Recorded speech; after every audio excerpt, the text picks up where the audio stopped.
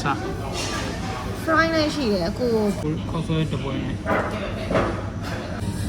သူကတော့ kimchi ramen မှာထားတယ်အမေတာနဲ့ပေါ့နော်ကျွန်တော်ကတော့ဒီခမင်းနဲ့ပေါ့မလိုင်းတော့လမ်းလျှောက်ပါညာညကြဒီပန်းလေးပါပြီးပါထွန်းတာတော့ကြီးမှာဆိုတော့လေ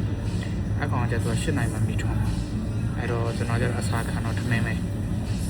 ပဲနဲ့မသား kimchi လား kimchi အမေတာခေါက်ဆွဲပြုတ် ဟာ ကျွန်တော်ကတော့ထမင်း ဒီမှာလည်း အဲ့ဒါ side dish လေးတော့ဒါသူ့စာအစံရက်လိုပုံစံပါညာပေါ့အမှန်တော့ရက်တော့မဟုတ်ပါဘူးမြန်မာမှာဆိုဟိုကလိုပေါ့ကစောရတာကျွန်တော်တော့ peach ဆန်ချိုအေးဆွဲဒါလေးကတော့ချိုပွဲလေးပါစားမလားစားမလို့လက်ထောင် ဒီကနေ့နေပြီ စားကွာပါပြီရစားကောင်းပါတယ်အကောင်းဆုံးတော့ချိုပွဲပေါ့နော်ချိုပွဲတော်တော်ကောင်းဟိုဆိုဘိုက်ကိုတင်းကားပြီးတော့အဲ့ပါအေးချင်းမတော့လန်တော့ပဲရှိပြီအိမ်ပြန်ကျင်နေ အခုတခါအိမ်သားအပေါ်မှာအိမ်သားသွားကြတယ်ဖိုက်တင်းတော့ဖိုက်တင်းပြီးတော့ အေး short ပြီးဘာလို့လဲပြန်စားမယ် ရှောင်းနေတဆလာကားလေးအရှော်တနေ့တော့ဝယ်နိုင်ရနော်ခုဝယ်ကွာရှော့တမော်နိုင်ရ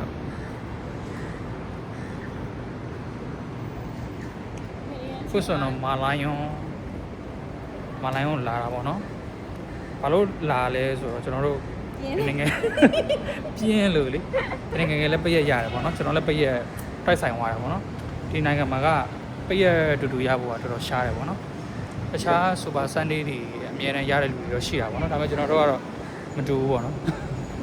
အဲ့တော့ကျွန်တော်ဒီကိုလာဖြစ်တယ်ဒါကားလမ်းဟိုဘက်ကပတ်သွားရင်ကောင်းပါ ဘာကပါမကူလေးလား ဟုတ်ဒီမှာတဲပဲကူမယ်တဲပဲသွားတာကောင်းတဲသွားခြင်းအဲ့တော့ကျွန်တော်ဘာလို့ဒီကိုလာလဲဆိုတော့ကျွန်တော်နှစ်ယောက်လည်း relax လည်းဖြစ်တာပေါ့နော်မလာလည်းကြာပြီနှစ်ယောက်တူတူအပြင်မထွက်တာလည်းကြာပြီအဲ့အပြင်မှာကျွန်တော်ဗီဒီယိုထဲမှာကြည့်လိုက်ရင်ကျွန်တော်စင်ကာပူမှာတော့ရောက်နေတာပေါ့နော်ဒါပေမဲ့စင်ကာပူမှာရှိတဲ့အထင်ကဲနေရာတွေဟိုတချို့တွေသူများတွေတကူတကပတ်စံတွေတုံးပြီးတော့လာတဲ့နေရာတွေကိုကျွန်တော်တို့ကမသွားဖြစ်ဘူးပေါ့နော်ကျွန်တော်ဗီဒီယိုထဲမှာလည်းမပါဘူးပေါ့ဥပမာအဲ့လိုစူတောင်းပြေးချင်းသေးရုပ်ကြီးတို့ဘာတို့တင်မော်ကြီးတို့ဆိုရင်ကျွန်တော်ဗီဒီယိုထဲမှာမပါဘူးပေါ့နော်အဲ့တော့အဲ့ဒါလည်းရိုက်ပြချင်တာလည်းပါတယ်ပြီးတော့ငယ်နဲ့ကျွန်တော်နှစ်ယောက်လုံးချေးချင်တာလည်းပါတယ်ပေါ့နော်point point နဲ့ရိုက်ရမှာမျက်နှာပြဲသွားပြီတင်တယ်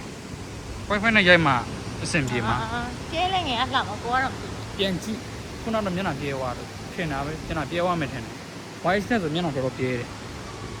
0.5 လောက်မှဆင်ဟာနေလေးလှလိုက်တာ အကြနေဖြစ်သွားတယ်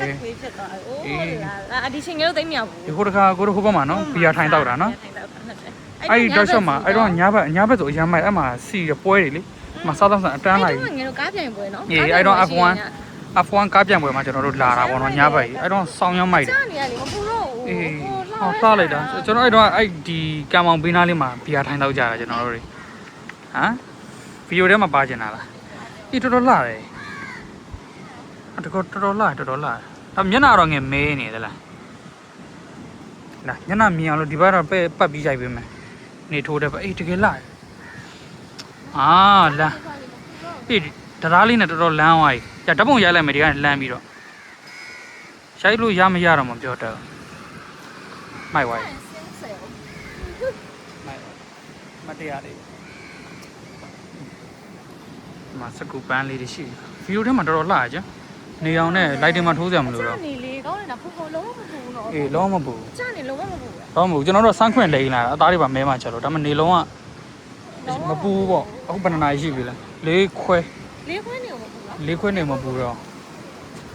ငါးခွဲမဟုတ်လား ဟောအေး၅ခွဲ sorry ၅ခွဲ မှားရတယ် ဗီဒီယိုထဲမှာအကုန်တော့ဆက်ပြသွားမယ်နော် ဟိုမှာစတီလောတော်တော်လှတယ်ဗီဒီယိုထဲမှာဒီလိုလှဖို့ဆိုမလွယ်ဘူးနော် ဒီချိန်ကတော့ကောင်းမမြောက် နော်နေကမိုင်းရိုက်လဲအဲ့လောက်အရောင်မလှဘူးနေရောင် ရောက်ဘူးတာဆိုလို့နော်အဲ့ဒီကိုညပိုင်းနေပဲများသားပြင်ရောက်တာမနိုင်နော်ဒီလာလို့ရှိရင် အေးဟုတ်တ ဒီ ယ် အကြနေလေးကောင်းလိုက် ညာပိုင်းဟောဆိုကျွန်တော်တို့တစ်ခါလေးကြာရင်အရန်လာကျင်တယ်ပေါ့နော်အရန်အပြင်းပြေဟိုအရန် relax လုပ်ချင်တာပေါ့နော်ကျွန်တော်အလောက်ကညဘက်မှဆင်းတာဆိုတော့ တခါတလေကျရင်အလုပ်ပြန်ကျွန်တော်ဒီကိုပြေးလာကျွန်တော်နှစ်ယောက်ချိန်ပြီးတော့ တောက်တာကခဏဒါပေမဲ့ဒီချင်းတစ်ခါမှမပြအောင် ဒီနေ့ကတကယ်တန်ဝိုင်းတကယ်တန်ဝိုင်း လိုက်တင်လည်းကြားတဲ့အချိန် ဒီနေ့တကယ်လာတာတန်ဝိုင်း ဒီတအားကောင်းတဲ့ချိန်လိုက်တင်ကြားတဲ့အချိန်နဲ့လိုက်တင်ကောင်းတဲ့ချိန် အေးဝမ်တုံးလေးနဲ့ ဟိုဝါဘူးလားဘူးပဲကောင်းလိုက်တာ တကယ်တန်ဝိုင်းတကယ်တန်ဝိုင်း ရှေ့ကသိမယ်ဗျာ တသားလေးတသားလေး ကိုမချစ်ဟိုပဲလောက်လိုက်တယ်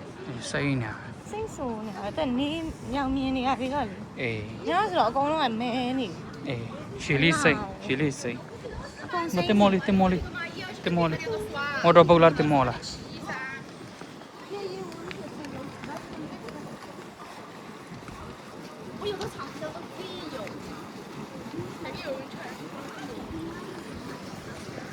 အားမတယောက်တည်း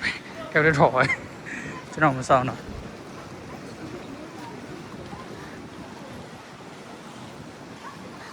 ဒါကျွန်တော်တစ်ခုတစ်ခါတည်းဗီဒီယိုရိုက်တော့တစ်ခုကောင်းတာပေါ့နော်ဗီဒီယိုတကယ်လို့ကြည့်ပြတဲ့လူရှိတယ်ဆိုရင်လည်းအောက်လိုင်းဒီလမ်းတိုင်းသွားလို့ရတာပေါ့နော်ဒီပေါ်မှာတင်မောကြီးတင်မောလို့တော့မလာရုံမှာကျွန်တော်တို့ဗီဒီယိုရိုက်မယ်ကျွန်တော်ဗီဒီယိုထဲမှာလည်းအဲ့ချင်းသေးကိုလည်းပါစေချင်တာပေါ့နော်ချင်းသေးကိုလည်းပါမယ်ပြီးတော့ညဘက်ကျရင်သူက8နာရီကျွန်တော်ဗီဒီယိုရှင်းမှာပြောခဲ့တယ်လို့ပဲအဲ့လေဗီဒီယိုအတက်မလို့ရသေးဘူးဗီဒီယိုရှင်းမှာပြောခဲ့တယ်လို့ပဲညဘက် flower အပင်လေးတွေ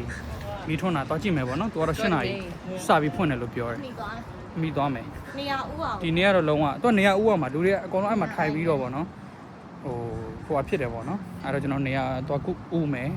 ဟိုလောက်ဆို ဗီဒီယိုထဲမှာဗီဒီယိုရိုက်ချင်တာပေါ့နော်အဓိကတော့ကျွန်တော်တို့နောက်ပိုင်းကျရင်စင်ကာပူမှာမနေဖြစ်တော့တော့ပေါ့နော်မနေဖြစ်တော့နော် ဟုတ်တယ် မနေဖြစ်တော့တော့အဲတခြားနိုင်ငံဘယ်နိုင်ငံလဲတော့မသိသေးဘူးပေါ့နော်နိုင်ငံတစ်ခုကိုပြောင်းမယ်အဲကြရင်အမှတ်တရဖြစ်ပြန်ကြည့်ကျင်တယ်ပေါ့နော်ဗီဒီယိုထဲမှာ လူတခါကြီးပြန်လာပြီးဆန္ဒလာပြီး ဟုတ်တယ်ကဲဒါလေးတစ်ခါလေးရိုက်ပြသွားမယ်နော်တော်တော်လာတယ်ဗီဒီယိုထဲမှာကင်မရာထဲမှာ ကိုယ့်အကောင်မှတ်တရဖြစ်ဖို့ပါပဲနော် ဒါဒီလိုဆင်းလာမယ်ဟာ ဟိုလူတွေအများကြီးပဲ အများကြီးပဲ ဘာဖြစ်လို့လဲလူတွေလာနေ ဒီတင်းလာနေလူတွေ ဒါတော့အဲ့ခုမြောက်သေးဘူးနော်ကို အေး ဟော အများကြီးပဲအများကြီးပဲပြန်တဲ့လူတွေလည်းအများကြီးဒီမှာလေလူတိုင်းရှိတယ်တိလားဒီမှာလေဒီမှာဟိုနေတိုင်းဆိုတာကျွန်တော်ကနေတိုင်းတော့မရဘူးပေါ့နော်နေတိုင်းဆိုရင်လိန်ရကြသွားလိုက်ပြီလာတိုင်း သူများတွေပြောကြဘူးလား သူများတွေလူတိုင်းလည်းပြောတယ်ပေါ့နော်ဒီနေရာကလေပြီးတော့ဒီမှာတရုတ်တွေလာတာများတယ်ဟိုလာလေကြတာပေါ့နော် foreigner တွေအများကြီးပေါ့ကျွန်တော်တို့လာတိုင်းညဘက်လာဖြစ်ဖြစ်နေ့ကင်းလာဖြစ်ညနေလာဖြစ်မနက်လာဖြစ်ဒီမှာအချိန်တိုင်းလူရှိတယ်ကျွန်တော်ဓာတ်ပုံကောင်းကောင်းရိုက်လို့မရဘူးလောကဟိုပဇာကြီးဟပြီးတော့ရိုက်ချင်တာပေါ့နော်မလူတွေကြည့် အောက်လျှောက်ကြီးကွာမသိဘူးအဲ့တော့ရှိနေတယ် အေးလို့ဒါတော့ညဘက်ဆိုပုံများပြီညဘက်ဆိုပုံများပြီအကြီးအထုပ်တွေထဲတယ်နဲ့အထုပ်တွေထဲတယ် ဒါတကူကလာကြည့်ကြတာနိုင်ငံဆုံးမတို့ကဂျပန်မှာလေးစစ်စရာလေး အေး ဂျပန်နေလည်းပါတယ်တို့ပြီးတော့အိန္ဒိယလည်းဆုံးမှာ ကျွန်တော်တော့အေးဆေးပဲအစားကိုတေချာစားလာပြီအဲ့အကြောင်းသိတယ်ဘာလို့ဆိုညဘက်ကျရင်တညလုံးကျွန်တော်တို့စိုက်မရှာတော့စားဖို့တော့တကူရမရှာတော့ဒီမှာညဈေးကြီးတယ်ဒီမှာရေကြီးချောင်းတစ်ချောင်းအပြစ်မှာတစ်ချက်ခွဲလောက်ဆိုရင်ဒီမှာ3-4ချက်နော်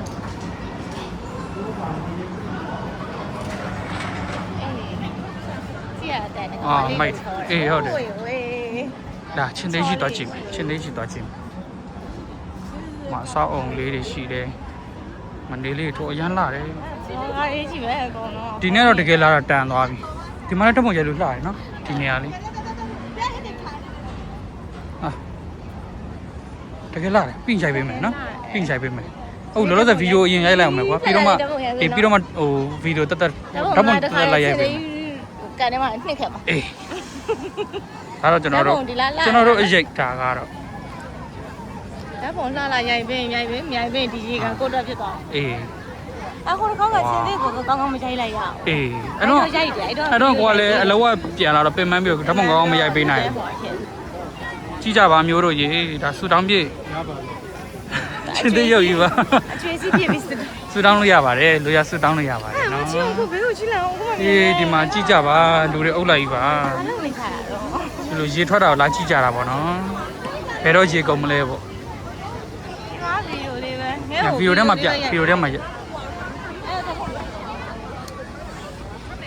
အေးခလုံးမနေထားဘူးအဲ့လိုသာဆိုသွားပြီနော် စိတ်က ခလုံးမနေတိုင်းသွားပြီနော်ဒါစင်ကာပူပါကျွန်တော်ဗီဒီယိုထဲမှာနော်ဒါပထမဆုံးထည့်ပြီးရိုက်ပြတာဒါစင်ကာပူရဲ့တင်မော်ကြီးပါ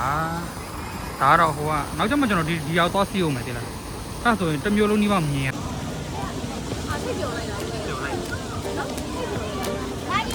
ကောင်းဟဲ့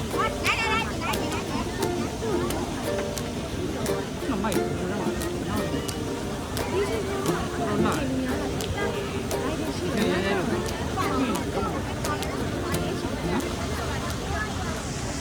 ကင်မရာမှာဟိုဖြစ်လက်ရခင်ဒါပေမဲ့အဲ့ဒါ main ကင်မရာလားမသိဘူးအဲ့တော့အိတ်ထဲကိုထည့်နေကြရင်ဒီဘာဖြစ်လို့လဲ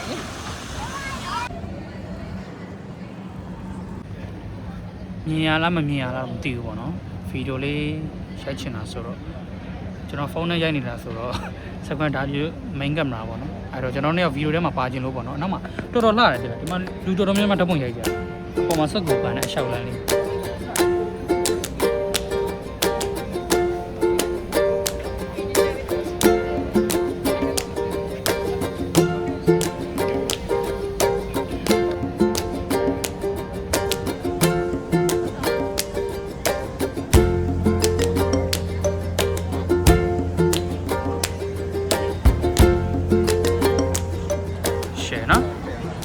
ဆိုရင်ကျွန်တော်တို့ချွေးတွေလည်းပြန်ကုန်ပြီပေါ့နော်နေဘူးထဲမှာဓာတ်ပုံတွေဟိုရိုက်ဒီရိုက်ပေါ့နော်ဓာတ်ပုံတွေလည်းရိုက်ပြီးသွားပြီဓာတ်ပုံရိုက်လို့မကြိုက်လို့လည်းရံဖြစ်ပြီးသွားပြီပေါ့နော်တော့ကျွန်တော်ရုပ်ဆိုးတယ်တဲ့တော့ပြောဘသူပြောအဲ့တော့ချက်ဖို့ကောင်းနော်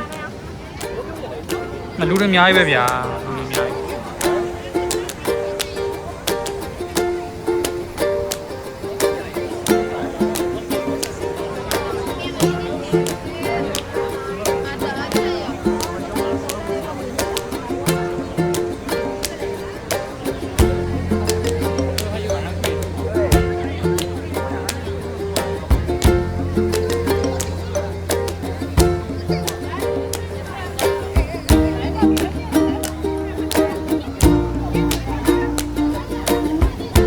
ြီးမှာတော့လူတိုင်းကတော့ဓာတ်ပုံတော့ရိုက်မပြတ်ဘူးပေါ့နော်ဟမ်ဘာကြီးလဲ drone မှုလေ drone မှုနဲ့ဒီလိုdrone မှု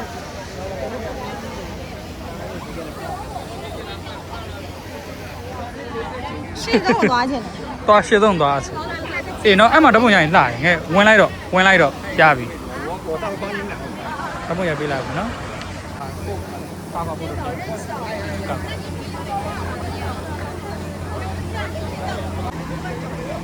ရပြီရပြီခဏလေးငါငယ်ဟိုဖြစ်လိုက်မယ် zoom လေးနည်းနည်းဆွဲလိုက်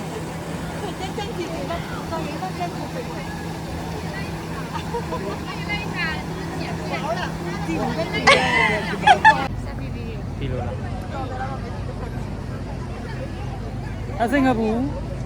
ပူပါမျိုးတို့ရေဖုံပြုတ်ကြောင်ဝိုင်းတော့သွားပါပြီဒီပင်နာမှာရေလာထွက်နေပြီတမောပေါ်မှာလာထွက်နေ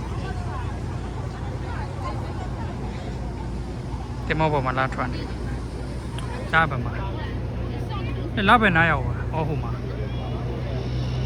ဒါကတော့လူပါလာပြီးရင်ဒါကတော့လူပါလာပြီးနတ်သမီးလေးပါဟုတ်လားဟုတ်တယ်ဟုတ်လားရှမ်းလာတော့ပါ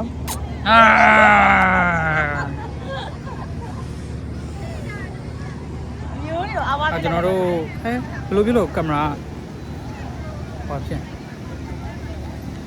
ငယ်ပဲကြာလာအေးနော်ဗျာ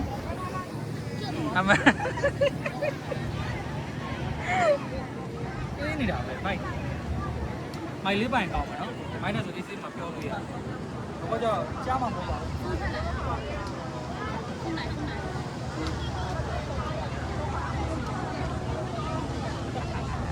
ကိုရောဟိုစုံတွဲပေါ့ကိုကပစားဟိုင်လဲစုံတွဲရှိတယ်ကိုမှအတွဲရှိအခုလေကိုနော် post ကအတူတူပဲကိုရောညစုံတွဲရိုက်မလားဟာနေဟိုပါစက်တွေလည်းညောင်းနေပြီကိုဘက်ဒီမှာဆိုကြီးတွေတောက်နေကိုဘက်ကိုသွားလိုက်လှရော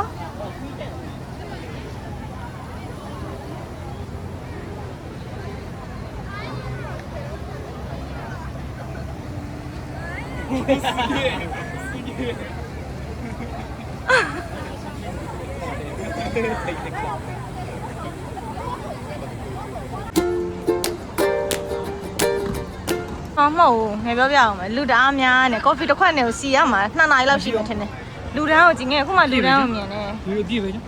ဆုံးလေးဆွဲပြလိုက်ဆုံးလေးဆွဲပြ ဟုတ်လားနည်းတော့ဘူးမရကော်ဖီတစ်ခွက်နဲ့အဲ့လောက်ကြီးမဆောင်နိုင်ဘူးနည်းနည်းဟိုဒီတိုင်းဟို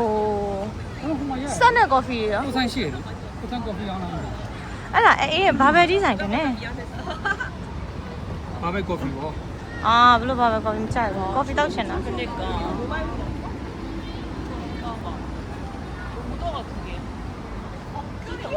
ကိုမဟုတ်ဘူးဒါဟွာဆိုင်ဘာပဲဒီဇိုင်းကော်ဖီမြောက်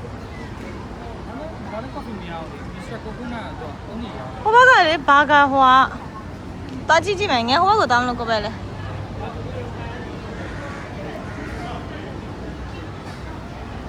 ဟာကိုအေးတယ်မတောင်းချင်ဘူးလို့ ဘာရလဲကြည့်ကြည့်တာလေ မကြည့်နဲ့မရ ကော်ဖီများရှိလို့ရှိညာလေ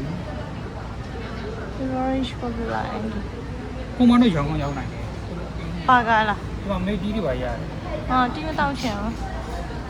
ဒီကပဲမိတ်တီးမရဘူးလားတော့မလားကော်ဖီမရဟုတ်ဒီမှာ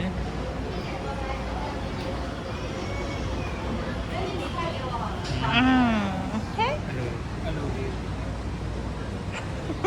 မပြီးတော့ဒီလိုရိုက်နေတာတော့နတ်သမီးလေးဟာ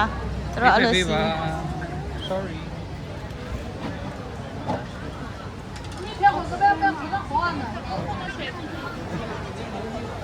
ဘာက ဆ စ ရာ မ ဘော ကော်ဖီ က ရော လည်း င်း ပြောရတာဗျတအားရောင်းရတယ်နော် ရောင်းရတယ် ငယ်တို့လေဝူလန်ဘက်မှာလည်းရှိတယ်ဒီလားအဲ့ဆိုင်မှာတန်းစီနေရပဲ အခုတော့ကင်မရာမန်ကျွန်တော်ဖြစ်သွားပါပြီလက်လွဲယူလိုက်ပါပြီသူ့အလုပ်ဖြုတ်လိုက်ပြီ လောက်တော့ပြောရတယ်ရိုက်ပြမယ်လေခဏနေစား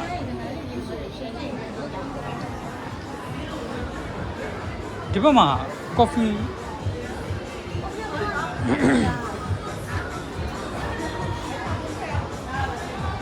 ယ်လိုကင်မရာရန်တက်ကမငြိမ်ပြန် ဘာလဲမလဲသူက international မြန်မာပဲ international ဘာသာစကား မြန်မာပဲ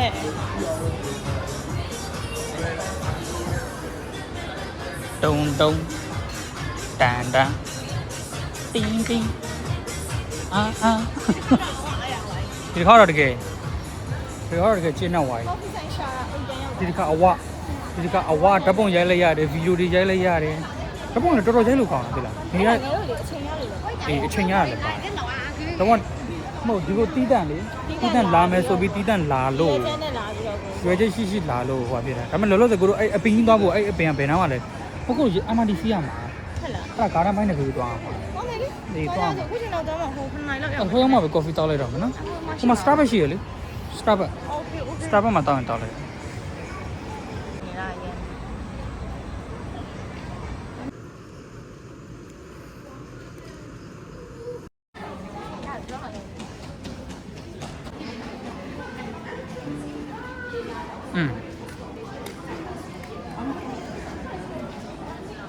ခုဆိုရင်တော့ကျွန်တော်တို့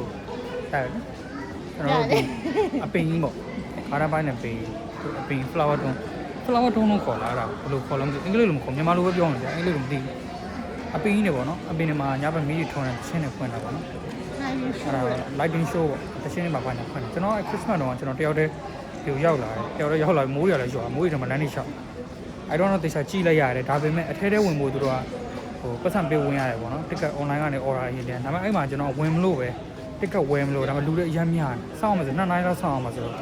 အဲ့ဒါကျွန်တော်အပြန်မလန့်ကြည့်လိုက်တယ်အထဲမှာတော့တီးလုံးရောအလုံးဝရောင်စုံမဲ့အဲ့တော့ဝင်ကျင်တာသိလား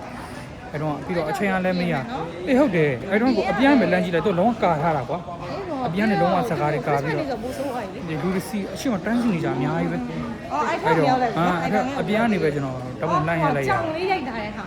ဟုတ်တယ်ကြောင် Christmas ကြောင်ကျွန်တော် YouTube မှာ short video လေးတင်ထားတယ်အဲ့ဒါလေး ဟောကိုတရားလည်းတော့ အခုတော့သွားနေပြီပေါ့နော်အဲ့နေရာ ချော်လေးမပါ ချော်လေးမပါ ချော်လေးပါမှနားထောင် ဓာတ်လေကားနဲ့တက်မယ်ကွာလေကားညောင်းတယ်မတက်နိုင်ဘူးနော်6ညောင်း ဒါဒုံကောင်း ဘုမကောင်း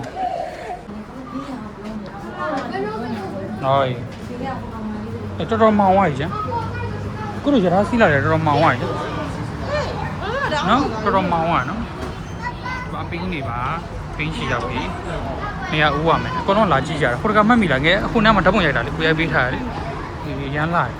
တော်ကိုတို့ဒီအမဒီရွေးတာမှန်သွားတယ်အေးလုံးဝတဲရောက်သွားတယ်ဟိုကဆိုအရန်ဝေးသွားလက်ရှောင်းအေးကောင်းတယ်လာဟိုမှာကိုတငယ်ချင်းကလည်းညတမ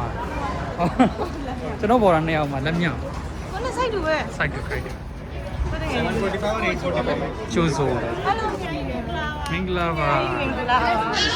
ကိုလိုလာရောက်တဲ့အတွက်ကျေးဇူးတင်ပါတယ်ကိုတကကိုတော့အကားစီးတယ်မလားအေးဟုတ်တယ်အဲ့ကဘယ်လောက်ပေးရလဲမသိဘူးနော်အဲ့တော့ဟိုလားမသိဘူး10ချက်လောက်ပဲပေးရတယ်အေးနော်တယောက်10ချက်လား2ယောက်10ချက်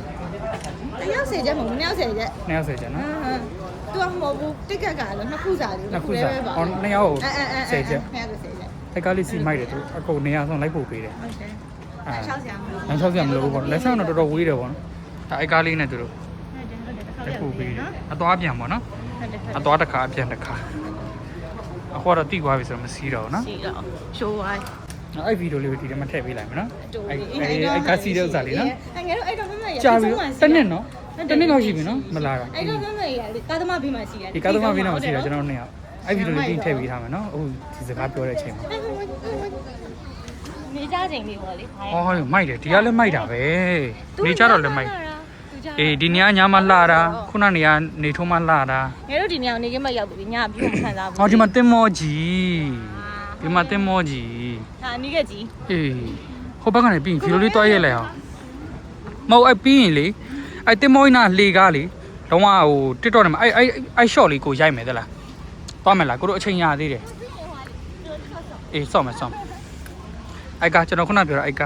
လေးနဲ့သူလိုက်ပို့ပြီးတယ်ဟုတ်တယ်ငါတို့လည်းအဆုံးဒီပညာတစ်ပတ်ပေါ့တော်တော်မိုက်တယ်တော်တော်မိုက်အော်ကိုအဲ့တော့ငါတို့မနေ့ပိုင်းနေတာဒါပစင်းကောင်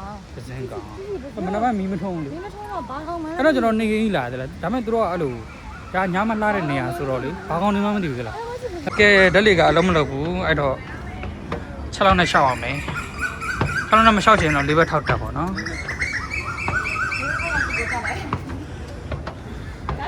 ရပြီရော့โอเคလာဟဲ့ကိုကနောက်ကဆက်စီကြကိုကလာဆုံးမဝါမိုင်းနေရောပဲလာโอเคအဲ့မြင်ရတာဗောထင်းနေရပဲလေနောက်တူတူရအောင်ဗီဒီယိုပေါ်မှာထည့်လို့ရတယ်အားတော့ဒီလိုမှမမြင်မောတယ်လီကာအဆောင်ရောက်တယ်ပဲစမ်းဆက်လီကာလားဘယ်လိုခေါ်တယ်လီကာခေါ်လားဆက်လီကာခေါ်လားတော့အရှိကြီးပဲလမ်းလျှောက်မောလိုက်တာဗျာမဖွင့်ပေးထားဘူးဘာလို့လဲမသိမောလိုက်တာဒါမှတန်တယ်တန်သွားပြီလားမကြည့်ဗျာအမီတက်လာဟိုဘက်မှာပေးအဲ့လိုတော့မောလိုက်တန်တယ်ဗျာဘာဖြစ်တန်ပါလဲမောလဲတန်ပါကိုရေဘူးဝယ်ဖို့မေ့သွားတယ်ကော်ဖီတောက်ပြီးတော့နော်တန်းလာလိုက်တယ်ရေဘူးဝယ်ဖို့မေ့ဟိုမှာရဟတ်မောလိုက်တာဒါမှတန်းနေပေါ့အမောတန်းဒါနည်းနည်းလေးလမ်းလေးလျှောက်ပြီးပြလိုက်ပါဦးရှောက်တူတော့မလို့တူတူပဲလေ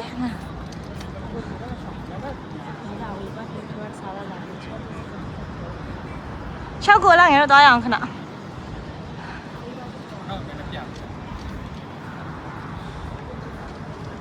စောင်းရှည်ပြီးဒီလိုကန်ရတယ်လက်ကိုဟုတ်ကဲ့ကန်ရော့သွားမယ်လားသွားကိုတော့သွားရှိရသွားပရိသတ်တွေကိုမချပြရအောင်နော်ချပြလို့ဆက်လိုက်တာအဲ့ဒါလည်းစီးတယ်အဲ့ဒါကိုညားဖက်စီးစီးမယ်လေငါတို့နေရာဥကြမယ်နော်တေးနိုင်ဝတ်တော့ကိုကျော်တေးအဲ့ဒါပဲစီးတာကိုတော့သွားစီးမယ်တည်းရငါတို့ဒီတိုင်းဟမ်ရိုက်ကြသူတို့ထည့်လိုက် ခိုင်းသွားကြမယ်နော် yes ဝင်တော့မဝင်တော့ကိုပဲတောင်းတော့တော့မနော် တောက်လိုက် ဒါဆိုတရားနောက်ခံတော့ပြလိုက်နော် ဟဲ့လာလေးတောင်ထွက်လို့လေ လာလေးအောင် လာချမ်းလေး လာလေးထွက်နေပြီ ညာလေးညာလာလေးရတာဘွားလေးဟုတ်ပါဘူး စားတော့မရ ဟုတ်ပါရဲ့မှန်ပါ စားသားတယ်မေ့မေ့ မမေ့ပါဘူးလာလေးတချမ်းခွေးလေး မြင်ရလားမြင်ရလားမတရားပဲနော်ဘာလုံးကနောက်6လလောက်ကတော့6လလောက်တော့ပြန်မလာတော့ အားတော့မချောင်းရဲ့ပြီးရောက်ချလာအောင်ပြန်ပြီရောက်ပြန် တန်ဝို ပြီ င်းတန်ဝိုင်းတကယ်တန်ဝိုင်း sorry နည်းနည်းလေးခွေးပြီးတော့အပေါ်လေးတက်လိုက်တာ အေးလေ ပြီးလို့ရပါ ပြီးတော့ရအောင်ဒါပဲဒါအမတ်တရားမတ်တရားဗီဒီယိုတွေကလိုအေးဖုန်းပြုတ်ကြပါကိုယ် မကနဲ့တော့မကတ်တော့ဘူး မကန်နဲ့အားမကောင်း ငယ်တို့ဒီချိန်အိတ်နေဘာကျိုးရှိမှာလဲ အေးလေအေးခဏလေးနဲ့နော်ညရောက်ပါ နားလေးနဲ့ညာရဝေးအပြင်းနေထူအဲ့လာလေးကဒီမှာလဲပါတယ် လာတော့မပြတော့ခုနပြပြီမရှောက်လန်းလေးပေါ့နော်ဒီကောင်တက်တာဒီမှာတက်တာ ဒီမှာတက်တော့ဟိုမှာတန်ဟိုမှာတက်ပင် ဟုတ်တယ်အကိုရီ ပစင်းဝဲတယ်ကြားနေတယ် အေးနော်ပစင်းကြီးဝင်တန်ကြားတယ် ဟမ် ကိုရီဒီကိုရောက်တော့လေးတေချာလာရတာတော့ ဟုတ် တ ကဲ့ က်က နောက်ကိုပြန်ကြည့်လိုက်နောက် ဟောနောက်မှလည်းလာတယ် အားကြောင့်အကောင်ဘာလို့ပြန်ပြီးရိုက်နေပါလဲဒီနေ့ကြည့်နော်နောက်ပြန်ရိုက်နေရတယ် လာတယ် အဲ့ဒီဘက်မှာကြည့် ဒီဘက်မှာဒီဘက်လည်းလာတယ် အော်ဒီဘက်ကရိုက်မှာကိုကိုနောက်ကြည့် နော်လာ ဟောပစင်းနဲ့အားအွန်လိုင်းပစင်းတော့ရုပ်ထုထူလာတယ်နင်တို့ အေး အားပြဲ ဒီဗီဒီယိုထဲမှာတော့ကြားရလားမသိဘူးပစင်းနဲ့អော်နေကြတယ် ဟောပြောကြ ပစင်းအတန်လို့ပါလို့ပေါ့နော်ဒီမှာပစင်းရုပ်ထုတွေလည်းရှိတယ် အားပြဲရုပ်ထုထူလိုက် အာပြန်ရုပ်ထုထူလာ အော်ဒီဘက်ကကြည့်တော့တော့တော့ပြန်ပြီး ရိုက်ပေးမယ်လေဓာတ်ပုံရိုက်မလားဗီဒီယိုရိုက်မလား